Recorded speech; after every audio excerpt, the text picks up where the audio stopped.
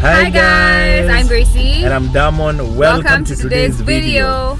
So I am here. I came home last night. No, you came home this morning. This morning at around 1 p.m. 1 to surprise my wife. 1 a.m. baby. Oh, 1 a.m. to surprise my wife.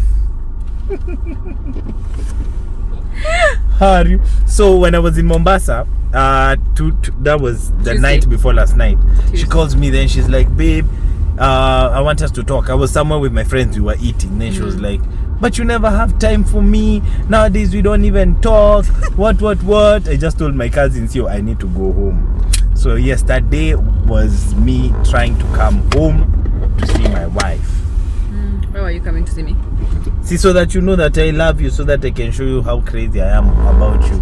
How was it a pleasant surprise? Were you surprised with it? Were you happy? I think I was surprised in the morning because the craziness of 1 a.m. I was still startled. Like, you know, he calls me. First of all, my daughter had refused to sleep, so she's in my bed, our bed. I've not slept since the time we went down at like almost 9:30. Her legs have been on my head, on my face. Shout out to parents who are co-sleeping. Like, you guys are the realest, because you're... Yeah, I remember there was a time we tried to sleep with them. And they were much younger. They were really smaller small. Than this. They were But really still, we small. didn't sleep. Yeah, we all slept we like didn't when you sleep on the edge like this. That's true.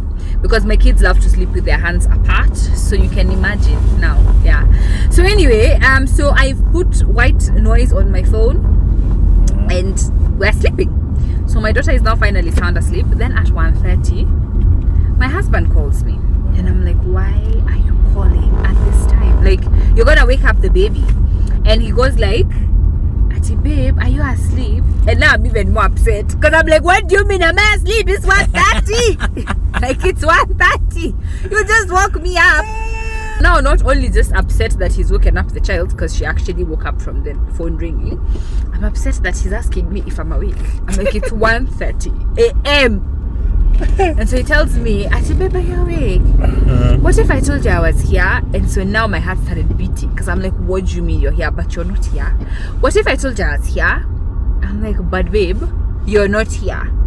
And then he opens the door. I almost died. Like, because I was like, do I scream majambazi? Do I like, yeah.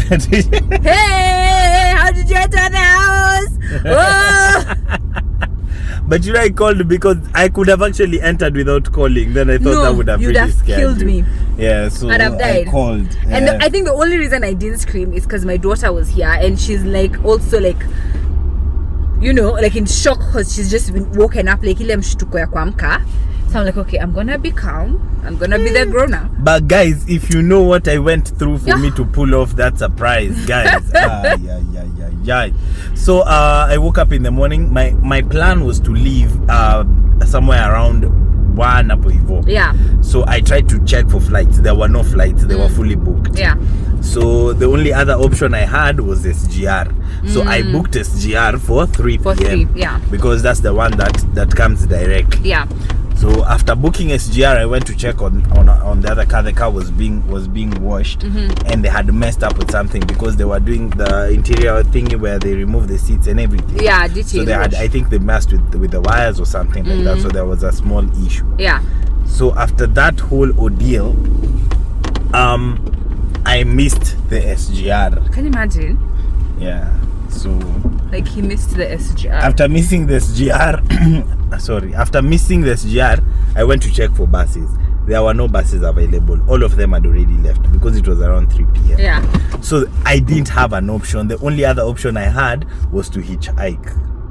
Like, there are these cars that come from the port. He hitchhiked. Hitchhike? Yes. So I had to, that one. Hitchhiker. He hitchhiked. Yes, that one. He hitchhiked. So the car we came with, like, we had problems on the road. The amount of problems we had. Mara, the driver forgot his driving license. Mara, sijui, the number plate was written incorrectly. Mara, sijui what. And then curfew, and then everything. But finally, I made it home. And when I got home, I just wanted to show her that, you know what, babe, I love you and I care about you. Like, don't ever feel like I'm not talking to you. But also, you have to choose. Yeah. It's either you want a present man or you want a the working good life. man. Yes. No, it's either the good life Yes. or the present. Yes. Although I don't think we have to compromise, and I'm not. No, there's compromising 100%. It doesn't mean that he's not a present husband. He's a very present husband. Very nimetoka nyele. Present husband and present father. Like, he's actually the absolute best. But now that he's been away, he's not the most amazing communicator. It's a struggle. That one is a weakness. Yeah. So now you can imagine. Now he's not physically here for me to feel that he's not communicating when I can see him. I cannot see him. And also, the communication is looking like a rumor. Guys, I need prayers. Rumor. Just stretch your hands. No, but I think understanding your spouse is so important, and once you understand them, it becomes so much easier. Because I think yesterday I broke down because I think I'd been very frustrated by life. Like, work was problems, home, like the kids are sick, and I've never had to go through like being with the kids alone when they're going through their problems. Because since they started getting sick, I think around it's March. You had April, he wasn't here. Like, they got sick and the next day he was leaving. So I had to deal with the sick kids myself, deal with going to hospital myself, deal with like all those things. And so I was really just like crashing. And so I think that was just my breakdown moment, and I was just like, babe, I need you to be present. And you know, you'd be surprised that we had talked like 3 times that day. But I was still feeling like there's a gap. But one thing I tell you guys, just understand your spouse. And like, you see, he came because he loves me that much. Imagine, like, that was my he showed up. Act of love. And it was crazy. But it's crazy. Stupid because I have to go back to Mombasa tomorrow. Imagine tomorrow. Today. I was even actually supposed to leave today. Today, at least at night. But if he leaves early in the morning tomorrow, but looking for flights, first of all, why is everyone going to Mombasa? Hotels are all booked. Flights are fully booked. Mnaenda wapi? Kwani kuna sherehe na tuambiwi? Kwani kuna sherehe? But you know you will be in Mombasa, so unaweza shikwa na sherehe. Niende pia mimi nikashereke. But a party is not a party if your spouse is not there. Like, he was in Mombasa, he keeps telling me, Grace, Mombasa is not the same. It's so boring. Like, I'm just here. It's so boring. Work, sleep, bachelor life, sleep. Like, it's not the same. Anyway, like, that was crazy. Like, you are actually absolutely mad. But guys, for hitchhiking. What is the craziest thing you've done for love? Tell us in the comment section. Let's interact. I think we really want this to be one of those very interactive. What is the craziest thing you've done for love? I've not finished telling them. Interactive comment section. Comment. Okay. Please tell us those stories. What is the craziest thing I've done for love? Yes. I got on a plane and went to America to see my boyfriend. United States of America. The US of A, to see my boyfriend. Ngoja hati? I went to the United States of America to go see my boyfriend. And mind you, that sounds like a metaphor. You know how you're asked to say something. What's the craziest thing you've done? I jumped out of a building and then I survived. That's how that story sounds. Ati, you did what? I went to America. And the most hilarious, you took a plane to go to America? Yes, I got on a plane. Like, Nikaida airport. My parents drove me airport. I enter airport. I went to custom and do everything. I enter Dege. I sit. Stop Amsterdam. Enter Dege. Get to America. You took 2 planes to go and see a boy. Yeah, those days there was no direct flight. But there was no direct flight. Like, nowadays there's direct flights. You flew for 23 hours out of your time zone to go to another country. To see a boyfriend. To America. To go and see a boyfriend. Yeah, I was in love. Germany, I was in love. Right now I don't even know where that guy is. I feel cheated. Me, ordinary Mombasa, she's never come. Niachie watoto nani? Niachie nani? America, babe. No, that's crazy. I can't. Yeah, imagine I went to America. I know a lot of people will laugh like he's laughing. Those ones for you don't even know where the guy is. But I usually look at it as I got an opportunity. Was it someone you were dating, or was it someone you were going to meet? We had dated for 3 years. Oh, okay. Yeah, like we had dated for 3 years. This was actually the 3rd year. Second, going into the 3rd year of our dating, We were pretty serious, but I was only 19, honeys.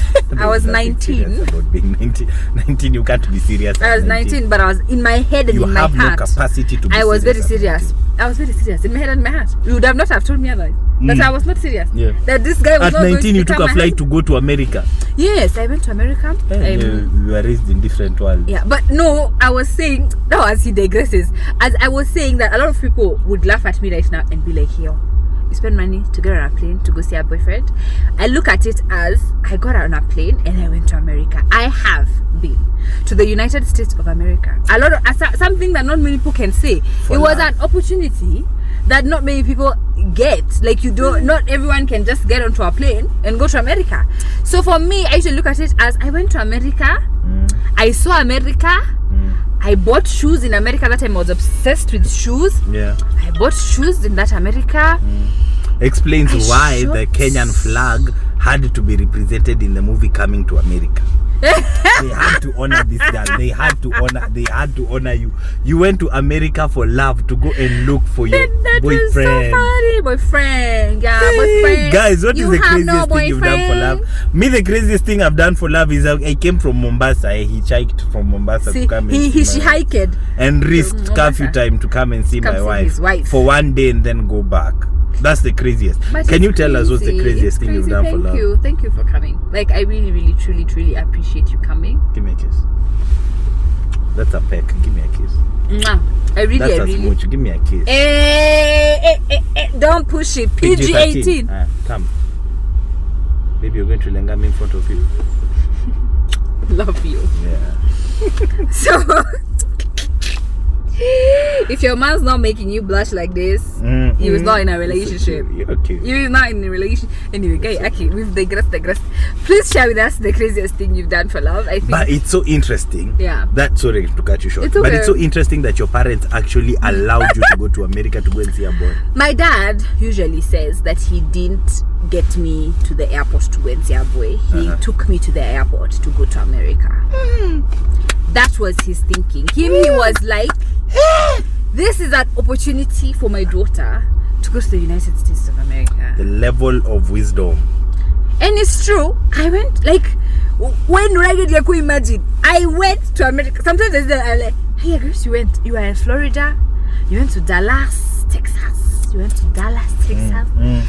You went to America. I went. I can tell you that I have stepped on American soil. So yeah. Now I take Reina to the airport to go. Okay, but I get it. His maturity is actually very that was very mature. It's a level of exposure that you don't get in any other way. Like traveling is such, like, if you've never sat down and considered traveling as one of the best things you can ever do for yourself, travel. When you can, if you have the money, you don't have to have millions in the bank account.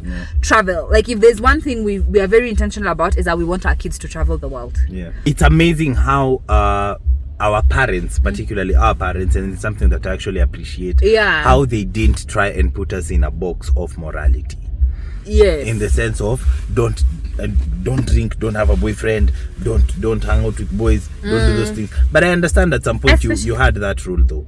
Like when you were way younger, especially don't hang out with boys. I remember there was a time you told me that your mom had a rule that Sijui boys can come but you cannot go past the gate or something like that. Oh yeah, like that. There are times we'd have people, like, especially if she didn't know the guest was coming, is you talk at the gate, like, don't remove your, you know the way when you open the door for the gate, there's that chuma. May your leg not pass that chuma. You can communicate with your friend, but be inside my compound. Boy outside compound. But if you tell her the person is coming, she will welcome them with open arms. My son, how have you been? Grace, you have not cooked for visitor. Can you bring visitor something? So she really, really opened us up to not looking at boys as idols. You know, I feel like what happens when you restrict, I'm not saying also give free will and go everywhere and do whatever, but kuna ile yenye unaambiwa don't talk to boys, like hata mko Sunday school, the like innocence of Sunday school. You cannot be seen standing next to a boy because the parents who are like that, a lot of our age, our generation, most parents are like that. Yeah. Like, and if you're very keen, you will find that that's where there were most teenage pregnancies. Yeah. There are most drunkards. Yeah. Drunkards for being collected in ditches, drug addicts. And it's because our parents were like, don't you dare. Don't do that. And you know, it's human nature that when you're told not to do something, it becomes exciting. Yeah. It becomes really exciting. But when you're told, this thing is normal, it's ordinary. Yeah. You don't even see the excitement. Yeah, like my mom made it very ordinary. Think about it like this. Stolen sugar is sweet. But if you're given sugar in a bowl with a spoon, you will not like it. Like but then you won't sit down and eat sugar. Milk is sweet when you're stealing it. Nyama is sweet when you're stealing it, but when you're given a whole 2 kgs and you're told to eat and finish, it's not even exciting. Yeah. And that's the thing. Even when it comes to achata nyama, skari, all those things, even sex is sweet when it's being stolen. When it's forbidden. Yeah, when it's being stolen. When it's outside context of marriage. Yeah, and that's why you're told not to have sex before marriage. And, you know, because there's a thrill, there's a thrill that this thing is wrong, that is exciting. There's a rush about it. But now, when you're told now it's okay for you to do it, then you don't get the excitement. Like, for example, you get married, Manangaliana, but we can do this thing. And like, it's okay. You will not go to we are allowed to do it. You can actually put worship music and do it. And do it. Imagine, and God will be celebrating because Hallelujah. It's an act of worship. Yes. Imagine. It's the deepest form of worship. Can you imagine? Someone told me that when PG, keep it PG rated. PG. Sorry guys, I apologize. I know most of you guys are not married. Yeah. But when you're intimate kabisa and you pray in that moment, apparently there's usually a lot of breakthrough. You pray. You did daigwa move. Who told you? Okay, don't anika them. Yeah, but like for me, I remember when the first time I went clubbing, it's my mom who gave me permission to go. Yeah. She gave me her phone and she gave me money. And I went with my cousin and she's called Mercy. Mercy knew you're watching this. So we went to the club. I remember it was in Namanga, a club called Makuti. We went there. So me, I went and I had a good time. Ulitoka club saa ngapi? 5. But unajua unapenda makelele. And then I like that noise. He likes noisy environments. And then at that time I was in Form 2, yeah. So I came back home at 5 and then I slept at 9. So I woke up and we were having breakfast like the whole family. Yeah. Then my mom started commenting at 5. Ulienda. You went and you came back at 5. I thought I raised a better son. Yeah. I thought you were going to go and see that is not the kind of environment that you need to be in and be back by like 12, nini. But no, you had to stay until 5 with drunkards. What were people doing there? Drinking and dancing with women and all those things. Why? If she knew I was MC in that club that night. Mimi nilikuwa navuta ile kitu ya DJ ile and then you say something, you make comments down below. Hey, I was bad, yo. Are you serious? Hey, me, God saved me. But you technically, even now, if it's not club, you like noisy and right, like even the house, as in the noise. Like today I walked downstairs, it's worship music, blasted worship music. Volume is at 34. I'm like, I told him, please reduce volume. 34. I listened to my worship at 50. Okay, I am kind of old in my head. Someone told me that my eardrums have busted. But like you get like that thing of allowing your children to be themselves and showing them that, you know what, it is okay for you to have friends over. Yeah. Because even for us, like, I think can my talk mom to boys. You can talk my mom to has met most of my exes. Yeah. Just a few, I think ni wachache tu ndio hakuwa meet. And it's not because I was afraid of bringing them home. No, I could bring them home and they know, okay, this is the person that I'm vibing with right now at the moment. And that's funny because even me, my parents have met all my boyfriends, and most of the time, like my mom would just be like, yeah, it's a friend. Like what is boyfriend? Yeah. This is another friend as we move. Yeah, and because she really tried to disarm that it's a boyfriend. It's a friend like any other. Even at times she asked me, when are they coming to visit? So that it's like, oh, your friend. Oh, how is your friend doing? I know. And you know, when you introduce your boyfriend to your mother, you disarm that man. It's like you take all the charm out of the boy. Yeah. Because, you know, now your mother knows the person. So in your mind, you're like, hey, she knows my identity. Yeah. She can kill me. Or she knows... No, she knows my identity. Yeah. So there is a level of respect that I need to afford to her because she has known me. Yeah. She has welcomed me into her house. I have eaten out of a plate that she's offered. Yeah. That sort of respect will make you even be like, hey, I can't do certain things to this girl because there's a level of respect. There's a level of security that your parents knowing the person you're with gives you. Yeah. And so if you're dating and you're young at this time, maybe imagine, don't be afraid to take that person to your family. And if they don't want to meet your family, chances are there's something wrong. But meeting someone's family usually gives you a sense of security. But it's funny, I've never met any of my sister's boyfriends. I think we've actually had, funny enough, we've had this conversation before where we told people, no, it was on our interview on Ebru where we were like, date publicly. Yeah. Don't make this person a secret. Yeah. Because when you make them a secret, there is no accountability. There's no responsibility. Yeah. Me, I'm only known to you. Am I accountable to? So, tukiachana sin sawa. But your people don't know. But you know when you know people know you. Kwanza people, not just a person. You'll people, you will be very careful how you interact, what you do, what you don't do, what you say, what you don't say. Like we've digressed a lot, but also share with us, how are your parents when you were growing up? Were they the strict type? Were they the kind of sort of lenient type? My mom was very Christian, still is very Christian, so of course it's not like she used to allow everything, but she'd tell us, be careful. But she was like, my house is open. Bring your friends over, let me meet your friends. So that made it a bit easier for us to also just release ourselves to being like, my parents met all my boyfriends. Oh, even my dad. My dad has even had lunch. Okay, my parents we've had lunch with some of them, like we've gone and sat down and had lunch. Not discussing being boyfriends. We're having a lunch. But imagine it. I actually think that is really dope. Guys, comment down below. First, let us know what the craziest thing you've done. Let's have conversation around that. I want to laugh. Tell us all your stories, but don't be shy. This is a safe space. Shunets Nation is a safe space. Let's share. Let's share our experiences, and then also let us know what Grace has said. Let us know how your parents were when you were growing up, and do you think giving your children freedom actually makes them more responsible, or do you think that it needs to be regulated? Babe, I think I have an idea. Yes. For a YouTube video. You see how we've told them to share their stories? Let them not share them here. Let's do a question tag on Instagram, both yours and mine. We share them there. They share them with us on our question tags. And then we do a reaction video. Like we read them and react together. I think that would be really interesting because, okay, maybe there are people who don't, like I've just thought about the way you said it's a safe space. Like for us, we will keep their names private, but maybe they don't want to like comment. So what we'll do is when we release this video, we're going to put question boxes on both our Instagram pages.